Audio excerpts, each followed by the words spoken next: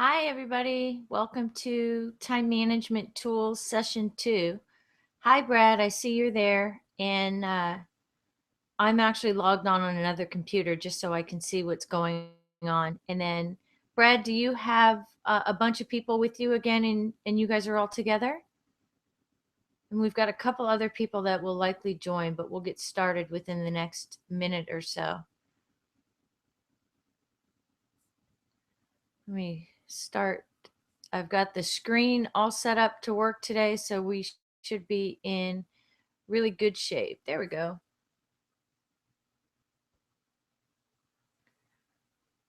Brad, if you can hear me okay, can you go ahead and type in the chat bar?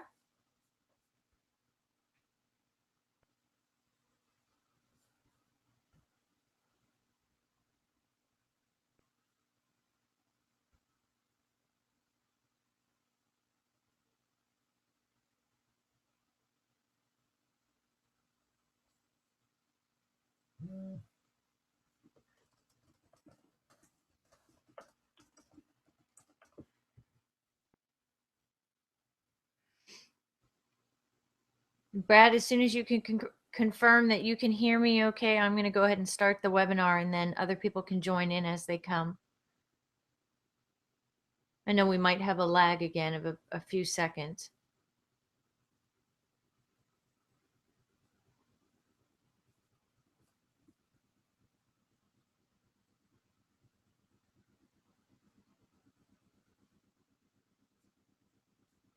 Hi, Nathaniel. I'm glad you were able to make it. Nathaniel, can you type in the chat whether or not you're able to hear me?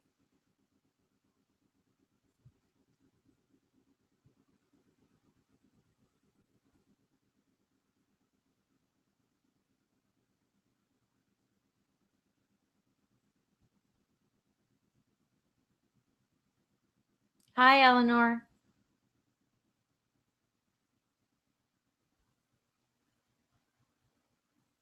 Can you guys hear me all right?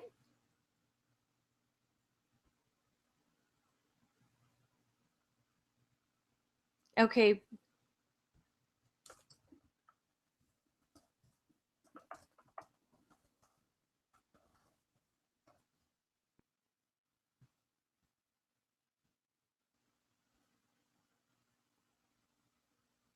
Eleanor, can you hear me all right?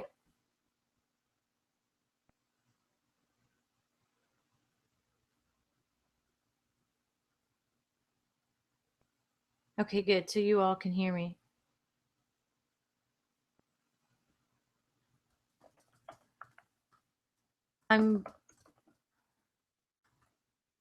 Okay, good. Eleanor can hear me too. Okay, we're going to get started. I'm just going to have Brad log out, and he did that, and he's going to log back in. So I'm just going to give it 1 second, and then we'll get going.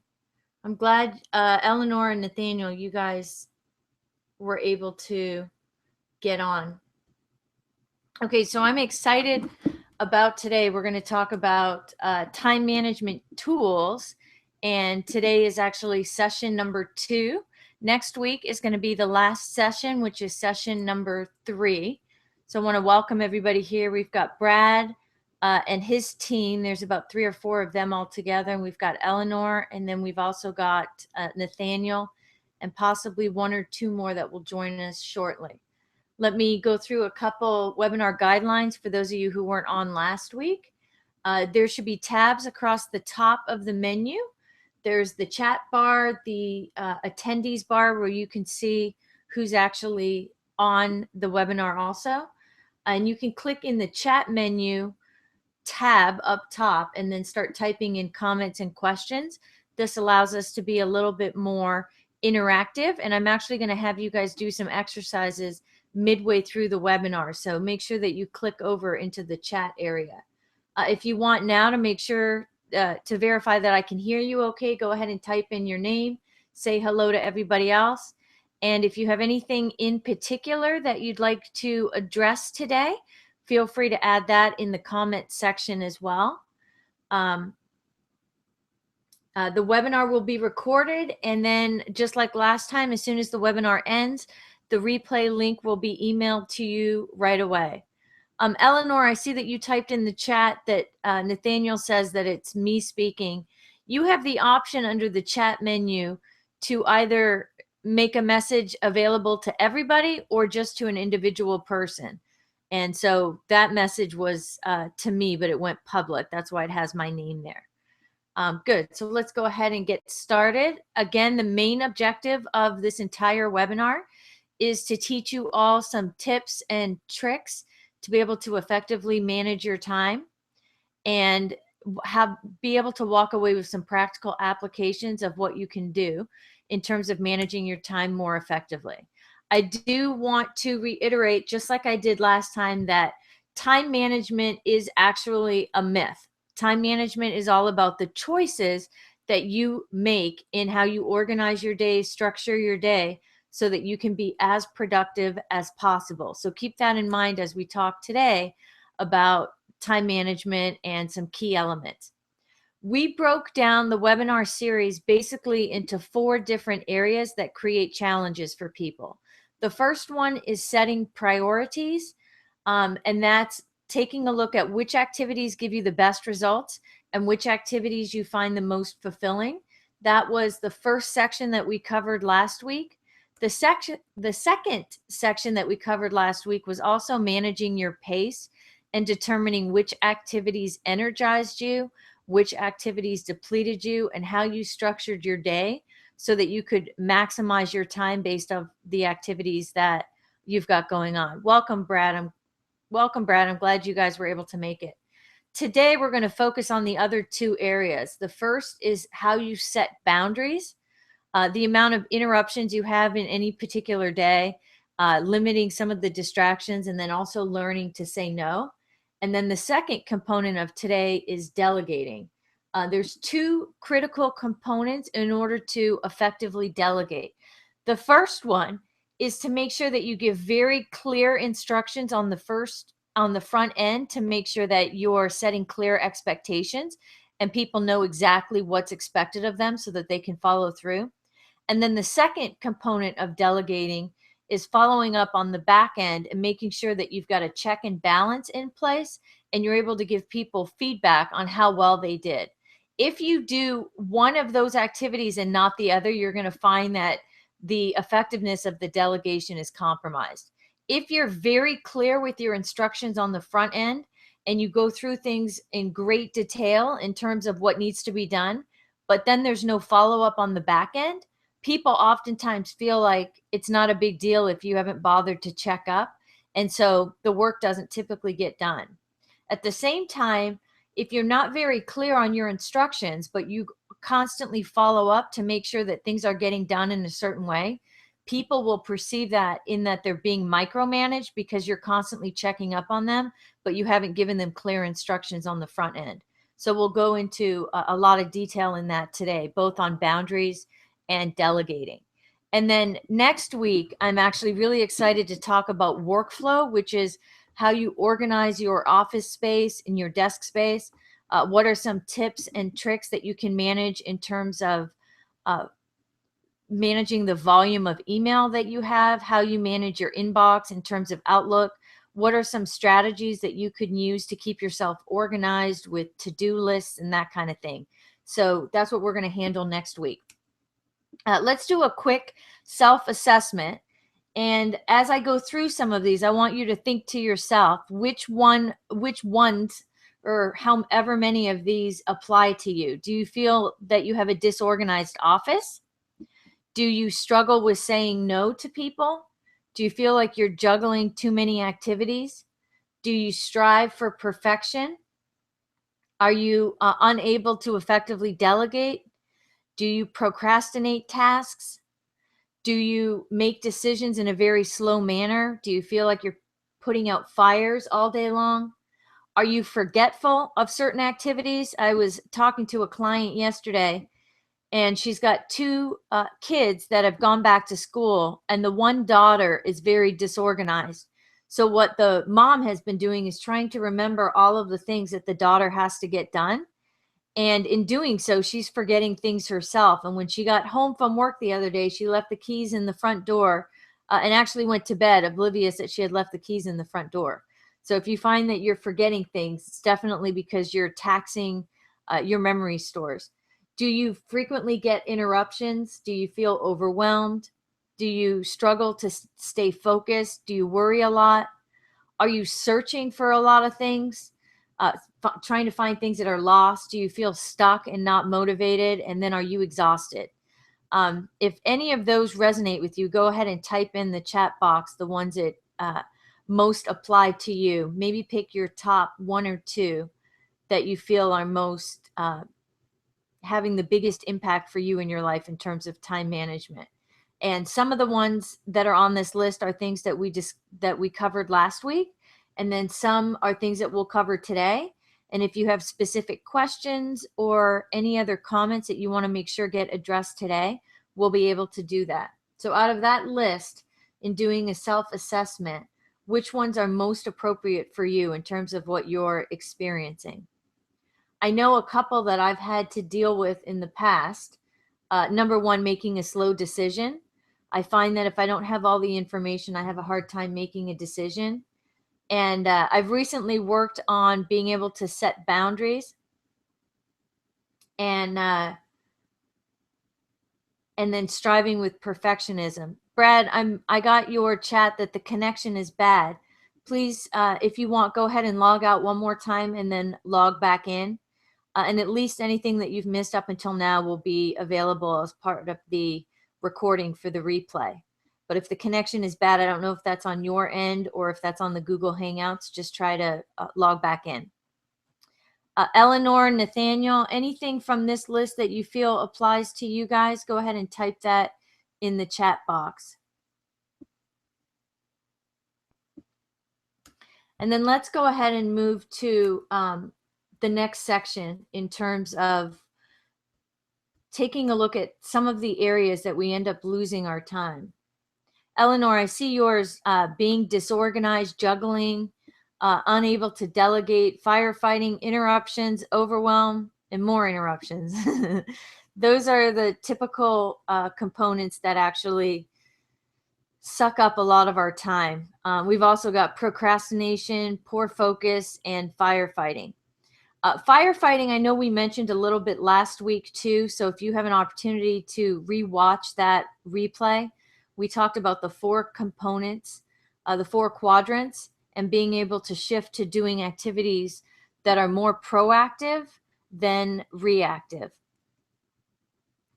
Okay, let's go ahead and shift over to the next slide here. Top time wasters. So these are the top 5 time wasters that seem to apply to almost everybody. The first one is multitasking, and we addressed this last week also. People think that if they do multiple things at the same time, that they're actually saving time, when in reality, they end up doing all of those things at a mediocre level, and they sometimes end up having to do damage control, or it leads to a lot of miscommunication. So in reality, your best bet is to say, to have a single-minded focus, do one task at a time, and then move on to another one. Another time waster is procrastination, which we talked about last week as well. And taking a look at what is it that we don't like about some of those activities. And today we'll talk about if we don't enjoy the activity, those are going to be prime activities that you're going to want to delegate. A lot of times people don't delegate, and there's specific barriers to that. So we'll go through how to overcome some of that so that you can effectively delegate. We're going to talk about how to minimize interruptions and a lot of distractions. And then another big one is a disorganized desk. And I think one of the things that tends to happen nowadays is your desk might be clear, but your computer desktop might not be. So I've seen sometimes when I meet with clients and they pull up their computer, they have documents all scattered on the desktop. And then in order to find a document, they spend a lot of time. I know I was working with a client the other day. She had 8,000 emails in her inbox, and we dropped that 8,000 down to about 200 in the matter of an hour. And that had to do with teaching people how to organize their inbox, how to organize their files on their computer so that they can locate things in the future. and then having a streamlined system so that they're effective in doing that. There's still a lot of paper and things that go on, but you don't see as much of it. I know in the past I've worked with clients where one client might feel like they're really disorganized if they have a big stack of papers and it's in a neat little pile. But if you've got one stack of papers that's in a neat little pile, that's not too bad. I've seen it where people have stacks and stacks of papers stuffed underneath their desk. One woman, we created a plan to go through each of those stacks of paper, and we counted. She had 12 piles, and then we came up with a game plan to systematically go through each pile so that she had a place to put everything. And what you'll find is people that tend to have a disorganized desk, they have multiple calendars, they have multiple pads of papers where they're keeping notes on. They have sticky pads everywhere. They have important documents mixed up with different flyers that need to be thrown away. And if you don't have a method to keep things organized, you're going to find that you spend a lot of time trying to locate things. And even the clutter on your desk will actually impact the amount of energy and focus you have.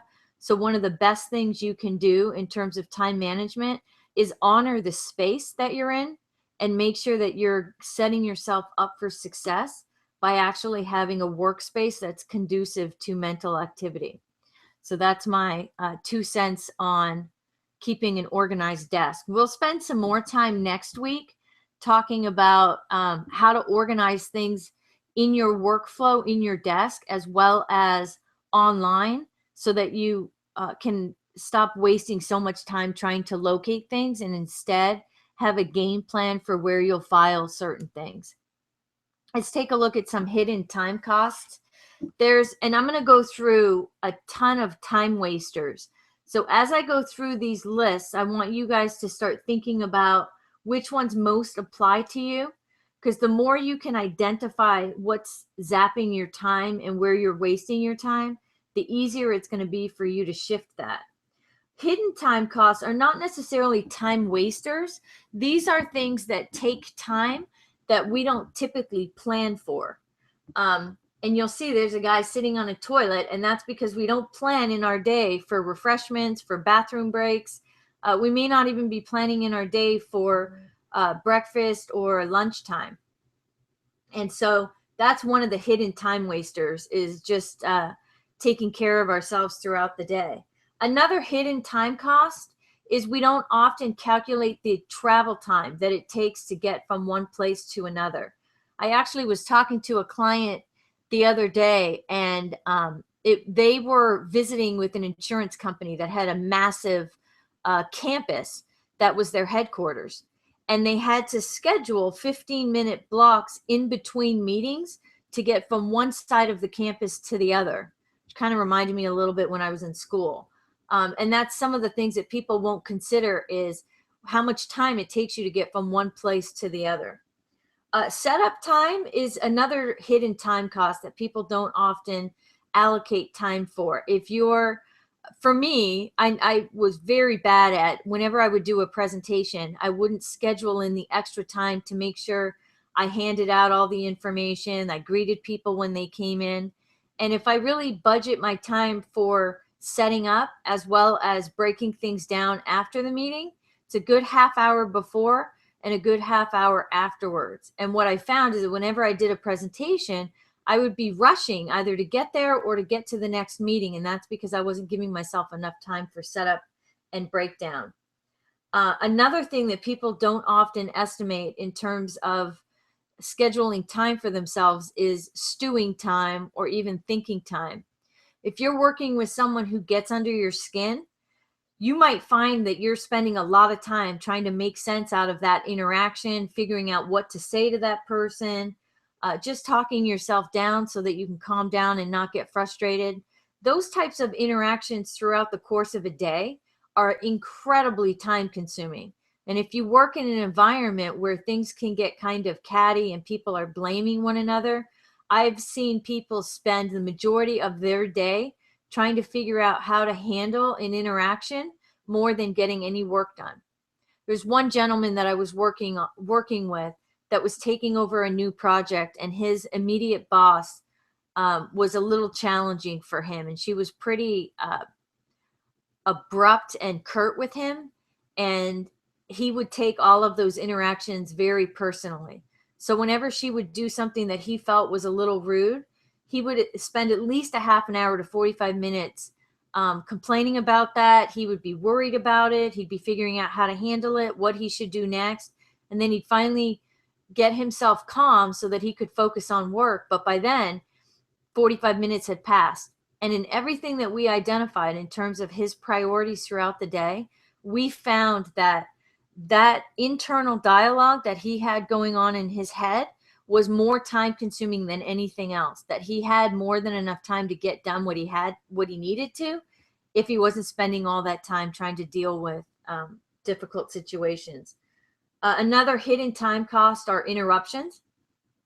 Something I don't think people consider is that for every time you're interrupted, it takes you about 3 minutes to get refocused on what you were doing.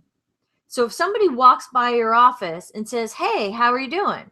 in a really nice way, if you respond or that breaks your concentration, even if it only takes a second and you go, "Oh, I'm great. Thanks, Bob. How are you?" and you move along, it's going to take you 3 minutes to refocus where you were currently at. Now, if you consider there's people walking by your office, you've got text messages coming in, you've got emails coming in, you've got reminders popping up, you've got phone calls coming through.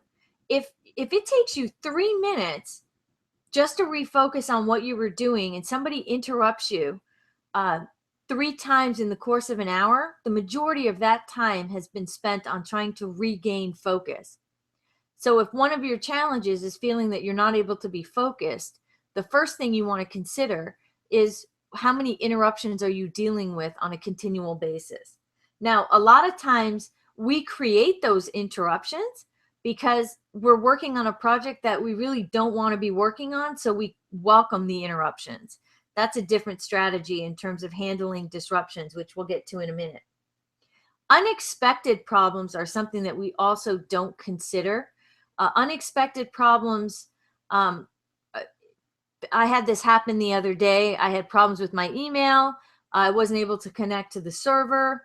Those things account for about 20% of your time throughout the day, the unexpected ones.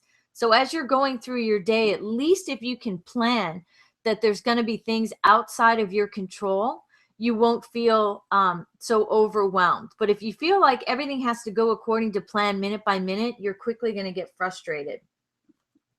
And so if those are the general hidden time costs that we overlook that create a high level of frustration. The big ones that we want to focus on are setting limits on the people who end up wasting your time. And we're going to go through how to actually set some boundaries. So I'm going to go through some specific time wasters, and I want you to think through the ones that are most appropriate to you. Over preparing for either calls, emails, or meetings. If you've got that perfectionist gene in you where you feel like you have to have a clear agenda, you have to have everything completely mapped out, you have to write an email, think it through, delete it, rewrite it, save it in draft, and then send it again. Although sometimes that's a good strategy if you want to enhance your communication. If you're doing that out of habit, you may find that you're wasting unnecessary time and you're spending more time preparing for something, and then you're a little bit more rigid, not able to go with the flow, and it ends up wasting some time. Is this one of your time wasters where you're scheduling less important work before more important work?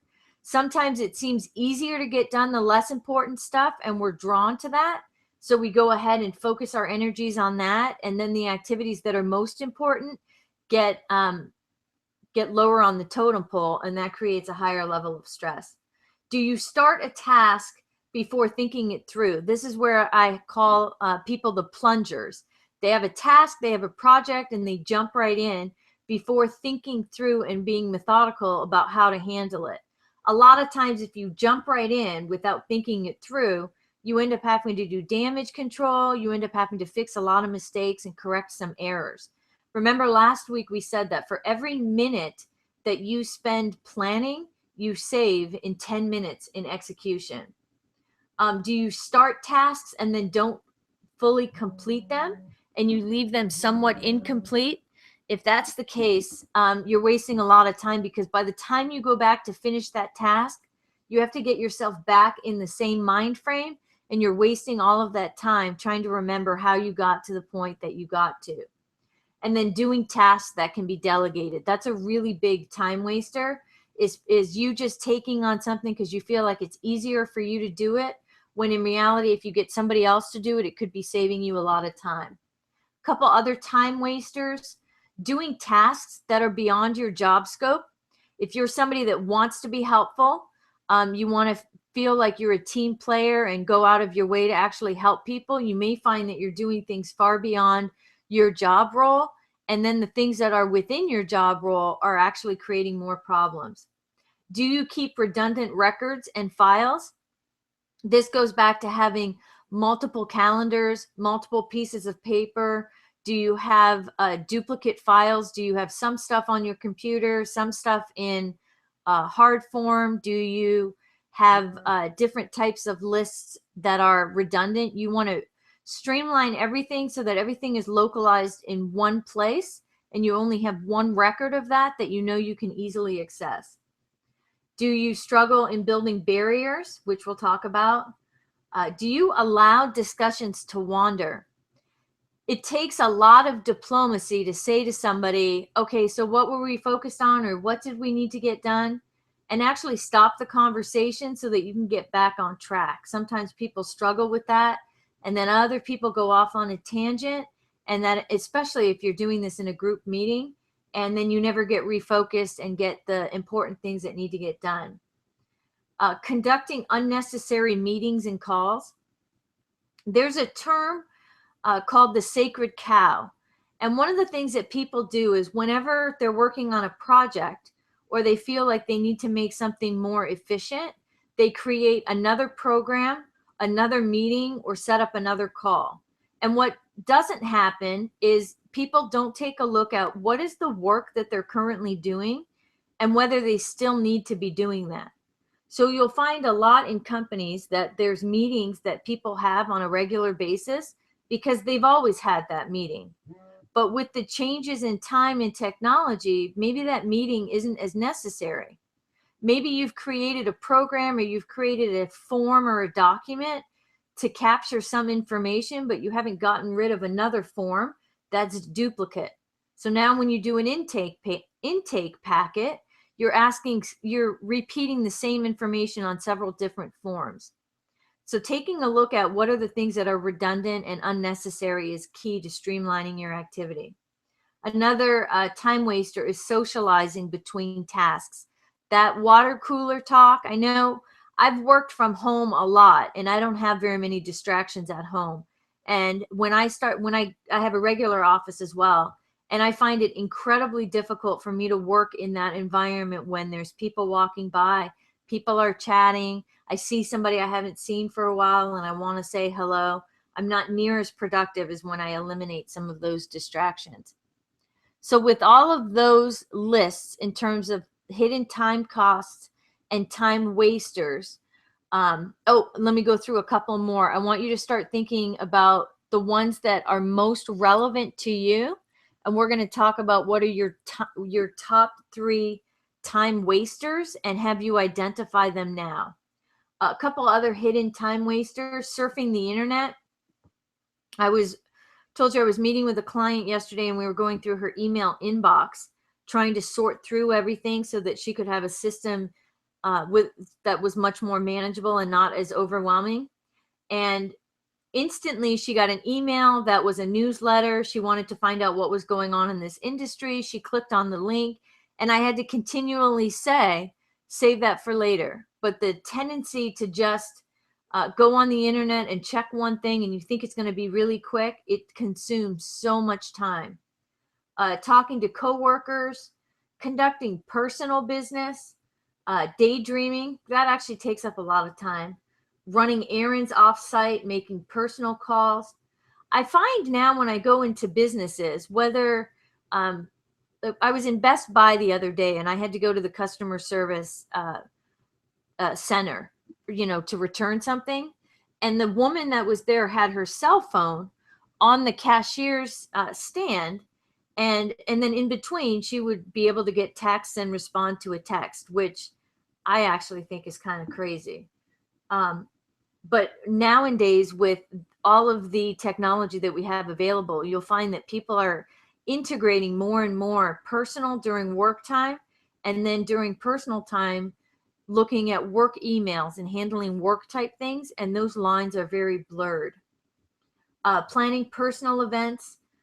Arriving late or leaving early is actually a time waster. I know that there's some people that always arrive early, and if they get there 15 minutes early, if they're not prepared to arrive early and either have the ability to review things while they're waiting, they're literally just sitting there and not getting work done. I used to constantly run late for meetings, and I realized it was because the thought of getting there 5, 10, even 15 minutes early felt like such a waste to me. And I'd always be pushing, oh, just one more email, just one more phone call.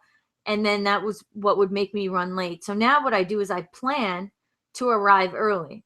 So I have the ability to check emails while I'm waiting, read articles that I've been wanting to get to. When I go to the doctor's appointments, I actually bring a stack of articles so that doesn't feel like a complete waste of time. Another hidden time waster is not listening and asking people to repeat things. That usually happens when you're multitasking with things. And then indecisiveness is another one that will create a hidden time waster. So with those lists, think through everything that I just listed. There's probably about more than 20 different activities. Where do you think you're wasting most of your time? And go ahead in your chat box and identify a couple of your top hidden time wasters. And I know we're on a little bit of a lag, so as we go through that, as you think through that list, go ahead and type in what are your top 3 time robbers. That if you could change 3 things at this moment, what would those 3 things be that would immediately save you time, because you wouldn't be wasting your time on all of that? Does that have to do with disorganization, socialization, over preparing for certain things, under planning for other things? But go ahead and type in what you think your top 3 time robbers are.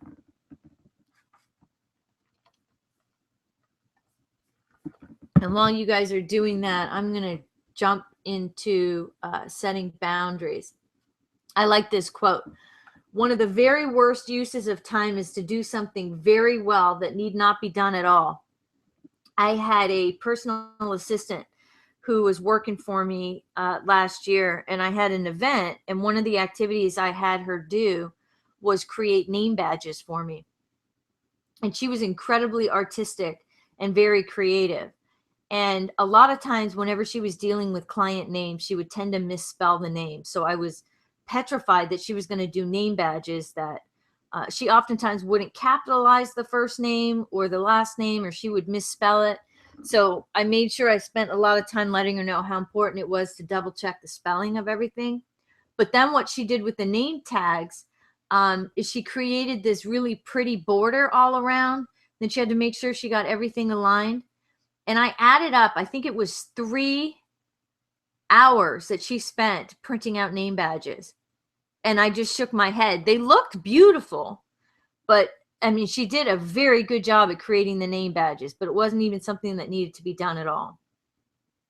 So a couple components: talking to people, allowing myself to be interrupted, wanting to give value to everybody, less meetings, less talking, not thinking through or completing tasks, multitasking, interruptions.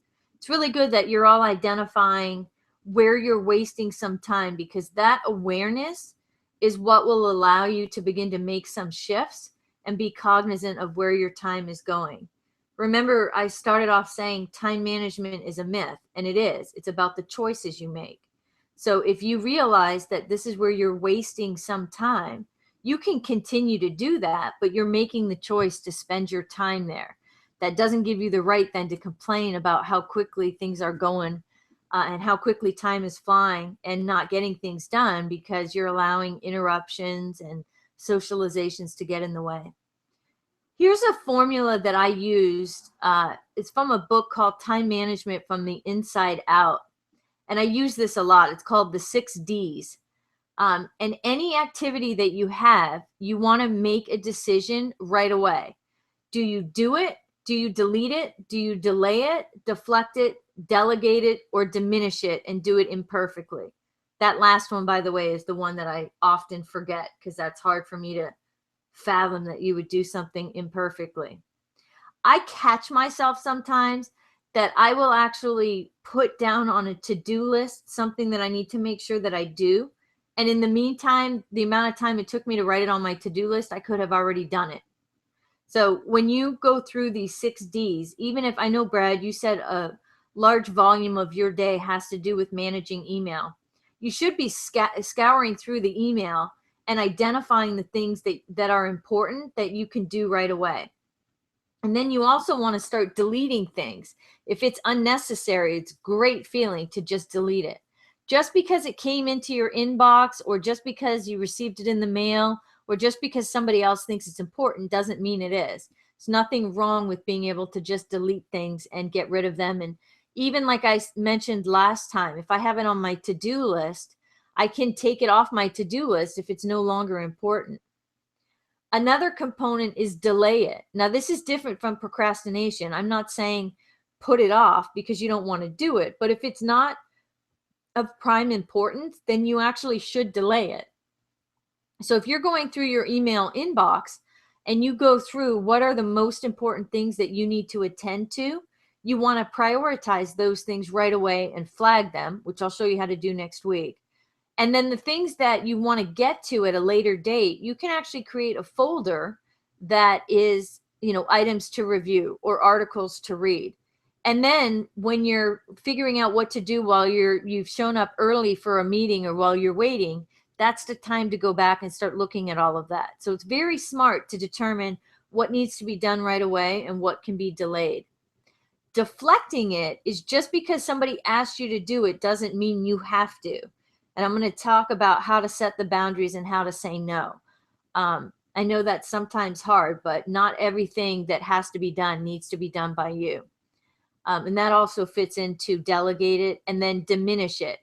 I mentioned this briefly last time that there was, what is it? I think it's the principle of Parkinson's law, which says that as much time as you give yourself to complete a task is as much time as it will take. So if you allow 30 minutes to get something done, it's going to take you 30 minutes. And if you allow yourself the afternoon, it's going to take you the afternoon. So setting time limits on getting things done and then understanding that good enough is actually good enough, which is even hard for me to say. I was listening to a podcast the other day and they were talking about sending out e-newsletters. And I used to struggle with getting out newsletters because if there was a typo or there was a grammatical error, people were really quick to point that out.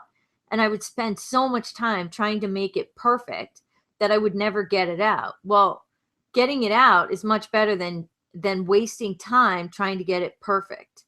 And one of the things they said is if you're sending out newsletters on a regular basis and you don't have at least one typo in there, you're spending far too much time trying to make it perfect. So that gave me a little bit of hope that I was doing what I needed to be doing. All right, let's jump into setting boundaries and learning to actually say no. First off, do any of these statements describe you? You find yourself defining boundaries with some people, such as family members, but then not with other people like your boss. When people need your time, do you agree to meet with them on a certain time and day instead of on the spot? Are you clear and straightforward in your communication without coming across as angry? And then do you try to plan ahead with meeting with certain people so that you're not caught off guard? These are ways to set boundaries up front. It has nothing to do with whether somebody is asking you to do something and you're saying yes or no. It's being clear with yourself about where you need to set boundaries.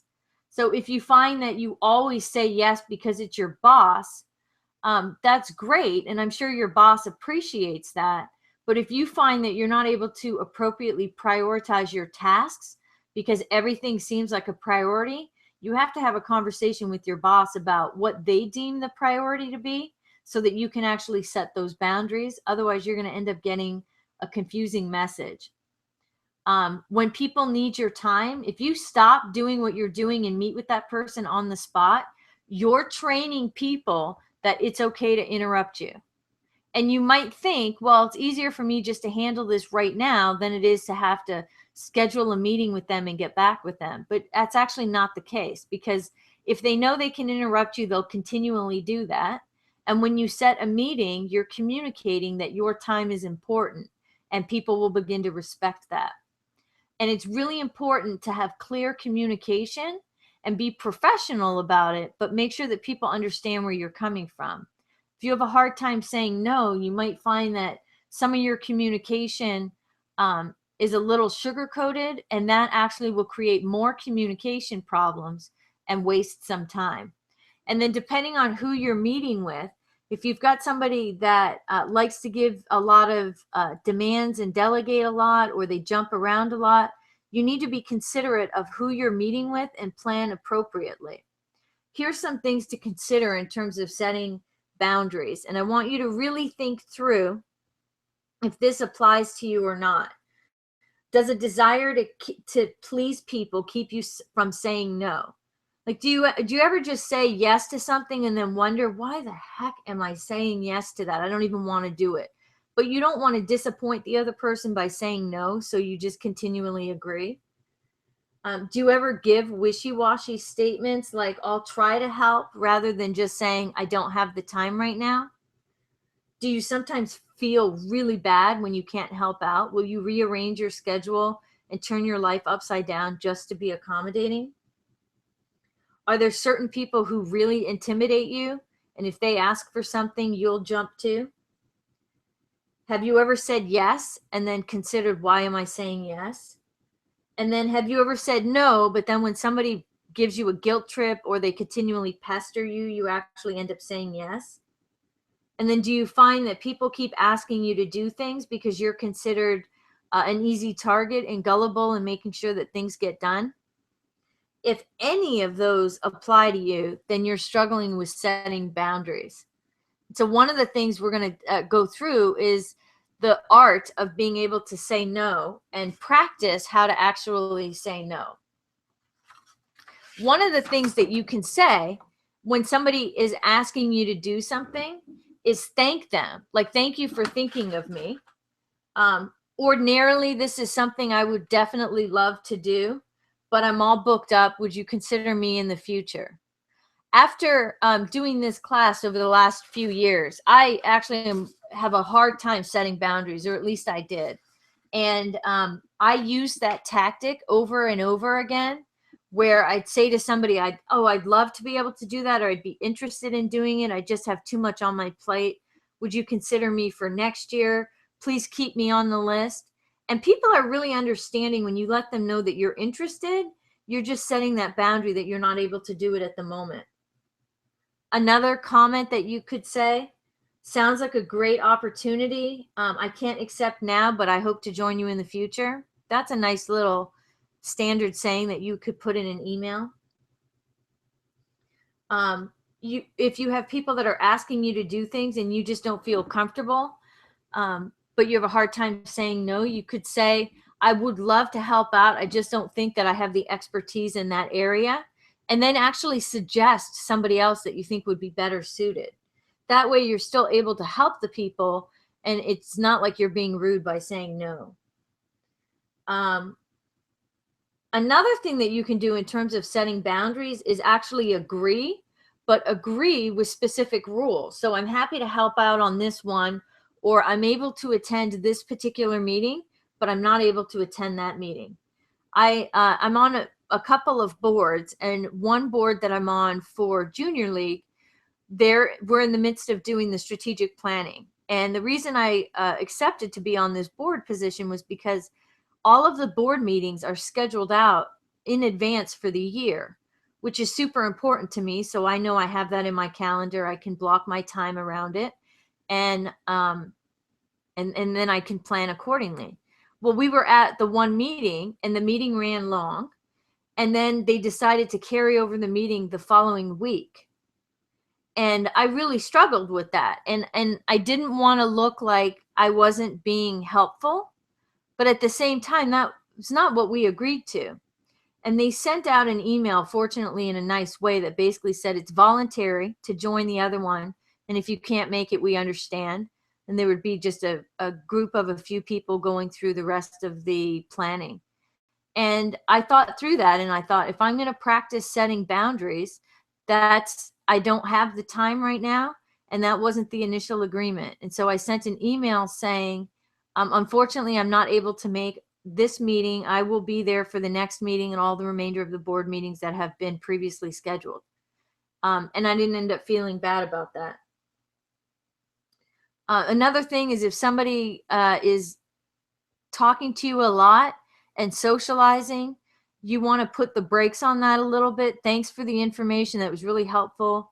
Oh, I'm so glad I got to see you and run into you. I've got to prep for a meeting. I've got to run to a call right now. I had one client that she wouldn't lie to somebody. Like, she wouldn't say, oh, I'm expecting a call to get off the phone. And so she would never set the boundary. She would just keep talking. And then what she ended up doing is scheduling meetings back to back. So she actually had that as an excuse, which is kind of stressful if you're scheduling it back to back. But instead of saying, I've got another meeting, I got to go right now, you can say, I've got some additional work that I've got to get ready before my next meeting. And that's still being truthful and still setting the boundary. So that's an idea too. Tips to discourage other people from wasting your time. So one of the things that's really important to note is we teach people how to treat us. And if we respect boundaries for ourselves, other people will respect them as well. And so a couple of things that you can do when somebody is pushing the boundary on you. I'm giving you some suggestions. I don't necessarily agree with all of this, although I think I've done all of these at some time or another. Keep checking your watch. Don't make direct eye contact. You know those people that if they walk by and you look at them in the eye, you're done. You know you've got at least a 15-minute conversation. Do whatever you can to not make eye contact with those people. Start packing up your briefcase or your papers. Let people know out of the gate, I'm in the middle of something. Put your hand up as if you're stopping traffic, not something I'm fond of doing. I think that's kind of rude. But I have seen people do that in a very diplomatic way, where they partially bring their hand up and they're like, oh, I'm so sorry. I have to handle something right now. I can't get into that. And it doesn't come across quite as offensive. Agree to meet the person in their office. Do you know why that's such an important strategy? When somebody is in your office, it's very difficult to kick somebody out of your office. If you go to their office, you have the freedom to leave at any time you want. You can set other people up that if you've been in a meeting for X amount of time, you have an assistant, or you have a timer going on to remind yourself that you've got something else to take care of. I know this one guy who was took this to a whole other level. But if somebody said, can I have 10 minutes of your time? He literally had an egg timer on his desk, and he would start the egg timer. So while they were talking, the egg timer was clicking down. Again, not recommending that. That's a little far on the extreme. Don't have comfortable chairs for them to sit in. This is one of the first things I did with a client who had a hard time setting boundaries. She had an L-shaped desk in her office, and then she also had a round conference table. The round conference table had 4 chairs, but 2 of those chairs were in front of the L-shaped. And what that did is it invited people when they came in to sit down at her desk while she was working. So I told her, put the chairs back to the table. People aren't going to sit at the table while you're at the desk. What they'll do is they'll stand while they're talking to you. And if they don't get comfortable, they won't stay near as long. And I did it the first meeting. We moved it to the chairs to the conference table. And then the next week I went there and they were back by the desk, and I moved them again. And now I've yet to see them back at the desk, and it's been months. And I don't know, I have to bring that up to her again. I don't know if she even realizes how impactful that is, but I've seen people actually come in and talk to her, and there's nowhere for them to sit. They're not going to sit away at the conference table. And so they ask exactly what they need and then they leave. The other thing you can do is walk out the door and invite people to walk with you. I do this a lot. I might say, I'm just heading to the car. Come talk to me while I'm walking. And people are really happy to do that if you're in a rush, but they get a few extra minutes while you're walking to the car. So a couple good strategies for setting some boundaries as well. The people pleasers know. This is a formula called the TRADES. It's an acronym. And TRADES is number T is thank people for thinking of you. R is repeat the request. A is assure them that you'll think it over. D is detach from the conversation. E is evaluate the idea, come up with different options. And then S is say no in a diplomatic way. So this goes back to the example of how we said no. Let's say somebody asked you to attend an event or be involved in a board or help out on a particular project. First thing you would do, the T would be thank you so much for thinking of me. R is I understand you want me to attend this meeting. I definitely will consider this. I have to take a look at what I've got going on in my schedule. D, when you detach from the conversation, is you eliminate any of the emotional connection to it, and then you spend some time thinking about it. I was actually thinking about this the other day. I don't know why when somebody asks me to do something, I feel like I must respond on the spot instead of saying, let me think about it. And so that's been my new thing, is actually saying, give me a little bit of time to think about it. And so E is explore or evaluate other options, where you would either say yes or maybe recommend somebody else. And then S is the ability to say no in a diplomatic way, with giving some additional options or reasons why you're not able to do it. That's really important to me, that I feel like if I ask somebody to help me out, if they just flat out say no, I find that kind of offensive. But if they say, I would love to, I just can't because I've got such and such going on, I tend to be very understanding. So if you're going to learn to say no and set those boundaries, there's a difference between being rude and then just being clear that you've got too much on your plate. Okay, let me go through a couple more of these. Identify your interruptions in each category. So we've talked about the importance of setting boundaries. We've talked about specific time wasters. We've talked about hidden time costs. A lot of times what is interrupting us is either imposed upon us by other people, which people calling us, visitors popping in. It could be things initiated by you.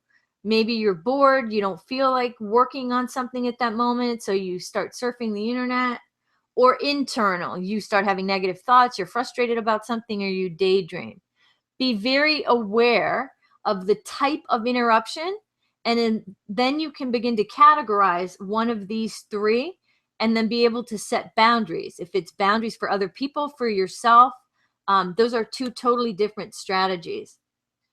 Let's talk about steps to control your phone calls. I'm looking at the time, and we might carry over the delegation strategies into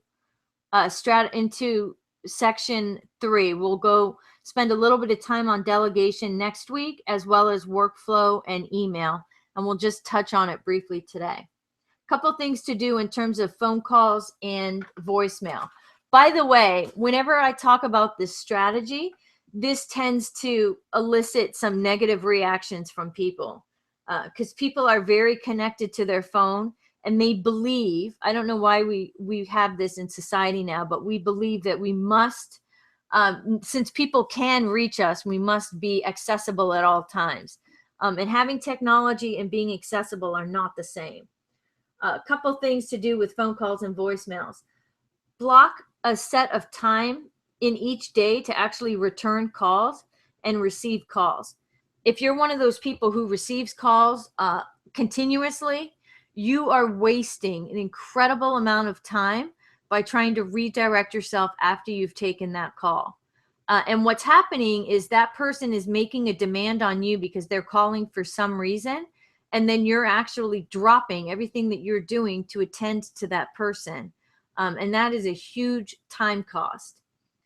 Plan ahead so you know everything to say. I actually prefer to listen to a voicemail first so I know what the call is about. And then I can call the person back and address what needs to be addressed instead of going through a bunch of other irrelevant information. I know, Nathaniel, you're on the webinar, and Nathaniel does something fantastic. He'll call me and say, here's the situation. I'm going to give you a heads up so that when you call me back, I've got it all figured out in my head. Or he'll do the same thing with an email. Get right to the point on your phone calls and avoid small talk. Screen your calls. This is another thing. I was talking to a group of realtors, and the thought of them not answering their phone and there could potentially be a prospect on the other line was like agonizing for them. The fear it evoked was just crazy. If you're getting phone calls, I understand that there's specific businesses. This might be something to delegate where there's always a live person that answers the phone and it doesn't necessarily have to be you. But if you screen your calls, it does allow you to appropriately plan for what you're going to say. And there was some study that was done that if you screen a call and then respond, the average length of the phone call, I think, was something like 3 to 5 minutes. And the average length of a phone call, if you answered it on the spot without actually screening it, was somewhere around 15 minutes, which is a huge change in time.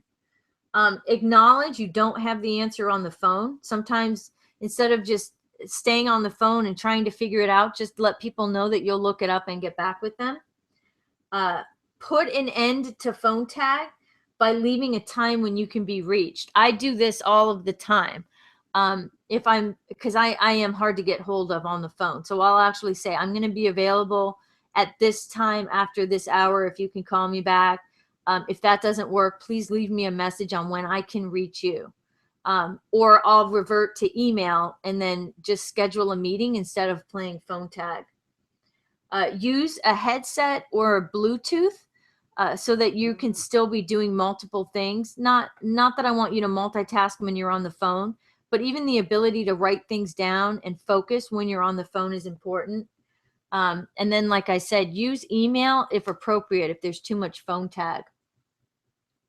In order to minimize interruptions, use voicemail. And voicemail, this bothers me. This is definitely one of my pet peeves. When somebody leaves a voicemail and they say, hey, it's Robin, just needed to talk to you real quick. Give me a call back. And they're not actually leaving what they're calling for. It prevents me from prepping for the call, and then I'm put on the spot. So in my voicemail message, I actually say, leave a detailed message. I try to do both. Leave a brief, detailed message so that I know what they're calling about. Do schedule a time for email. I did a study with myself a couple of years ago. I was getting about over 100 emails a day, which is typical for a business owner or a corporate, over 100 a day. And it took me 3 hours every morning to go through my email, which accounted for 15 hours worth of email in the week. And I just heard actually today on a podcast that 15 hours a week on email is the average. That is insane. And if that's your primary method of communication and that is your job to coordinate things, I can understand it. But if you need to get other things done and you're spending 3 hours a day on email, then you've got time that you're eating. Half of your day is already nothing that's on your priority list. So you want to schedule time for email, scour what's important, prioritize it, and handle it. choose quiet hours wisely, turn off the instant message function of all of your email. That's like number one. And then schedule regular meeting times. If there's people that you're meeting with on a regular basis and they tend to pop in your office, set up regular times so that you can plan in advance, they can plan in advance, and it will stop the impromptu type conversations. Okay, so now we've got to delegation, which is where we're going to start next week, and the strategies to effectively delegate. So we're just a couple minutes past the hour.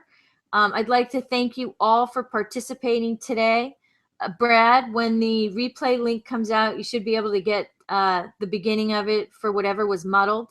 I hope it plays well when you replay it. If you guys have questions, if you have any additional challenges or comments or something you want to make sure that I cover next week, please feel free to email me. And I look forward to catching up with everybody next week. Thanks so much. Bye.